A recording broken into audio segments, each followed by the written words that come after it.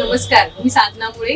मुंबई वचननामामध्ये आपले सहर्ष स्वागत. चला पाहूया आजच्या ठळक बातम्या. बांद्रा पश्चिमच्या अल्मेडा पार्क ते लिंक लेन दरम्यान बीएमसीच्या सिमेंट रस्त्याच्या खोदकामादरम्यान मोठ्या गॅस पाईपलाईनला भगदाड पडले आहे, ज्यामुळे मोठी गळती सुरू आहे. अद्याप गळती आटोक्यात आलेली नाही, त्यामुळे स्थानिक नागरिकांमध्ये भीतीचे वातावरण आहे.